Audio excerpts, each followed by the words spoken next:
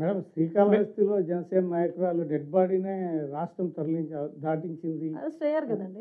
Arrest అయ్యారు. మరి అధికార పార్టీకి చెందినటువంటి ఒక నేత, అందులో నియోజకవర్గ ఇన్ఛార్జి, జనసేన పార్టీ నాయకురాలు, ఆమెనే ఇట్లా చేస్తే గనక ఈ కూటమి నేతలు సో యాక్చువల్లీ మీకు అదే చెప్తున్నా సార్. ఒకటి మీరు దయచేసి ఒకటి వినాలి. నేను ఒకటే చెప్తున్నా. నేను ఇందాకే చెప్పాను, నేరస్తుడికి పార్టీ లేదు, నేరస్తుడికి కులం లేదు, నేరస్తుడికి మతం లేదు. ఏ పార్టీ వాడో ఏంటా అన్నది పొలిటికల్గా మాట్లాడుకోవడానికి బాగానే ఉంటుంది. కానీ నేరస్తుడు నేరస్తుడే, నేరస్తుడు శిక్ష పడాలి. అరెస్ట్ అయ్యారు.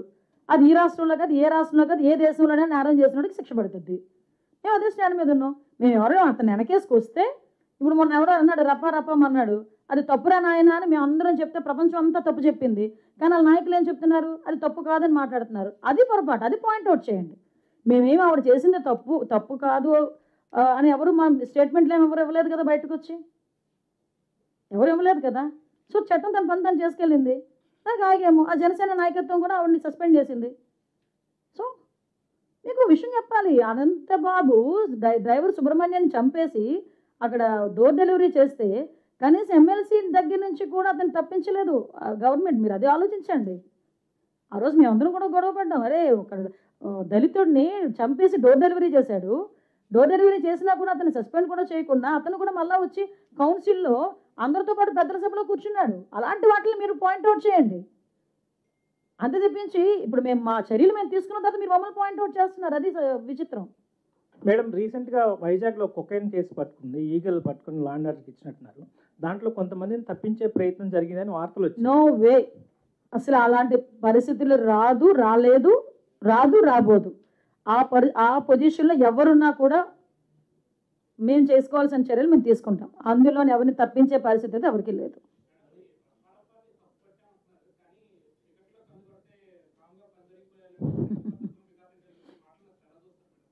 యాక్చువల్గా మీకు ఇక్కడ అంటే నిన్న మొన్న కూడా సంఘటనలు నేను కూడా చూసా.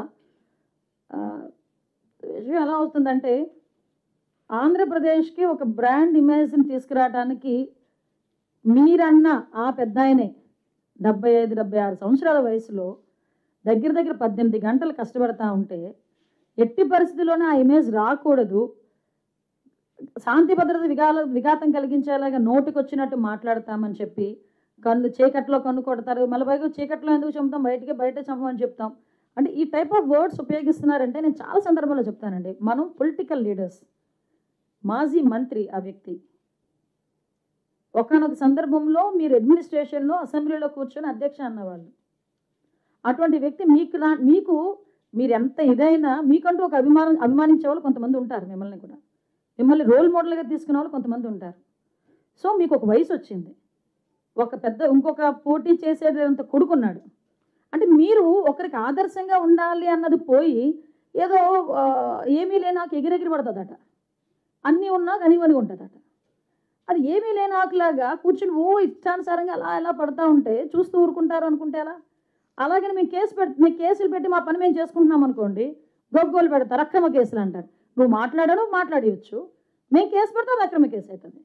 ఎవరైనా దాన్ని యాక్సెప్ట్ చేస్తారా? ఆ వర్డ్ని యాక్సెప్ట్ చేస్తారా? చెప్పండి. నిన్న కూర్చొని మాట్లాడి చంద్రబాబు నాయుడు గారి గురించి ఎన్ని రోజులు బతుకుతాడు? నాకు అర్థం కాంది. 4-5 ట్యాబ్లెట్లు వేసుకొని ఉదయం లేస్తే 4-5 ట్యాబ్లెట్లు మింగి 10 సంతకాలు పెడితే 11వ సంతకాన్ని చేతులు ఉనికిపోయే వాళ్ళు కూడా చంద్రబాబు నాయుడు గారి వయసు గురించి మాట్లాడుతున్నారు ఈరోజు. చంద్రబాబు నాయుడు గారు వ్యక్తిత్వం గురించి మాట్లాడుతున్నారు. చంద్రబాబు నాయుడు గారు లాగా నుంచొని ఒకే సబ్జెక్టు గురించి సబ్జెక్టుతో పాటు అవతల వాళ్ళకి మోటివేట్ చేసే విధంగా 2 hours నుంచి మాట్లాడమనండి ఎవరినైనా. మేము మాట్లాడాలనుకుంటే బాగుంది, మాట్లాడొచ్చండి. కానీ నేను ఇప్పుడు ఎందుకు కొంచెం నేను ఆగుతున్నానంటే, మేము అనుకున్న థీమ్ ఒకటి ఈరోజు గాంజా విషయంలో, అది ప్రజల్లోకి వెళ్ళాలి.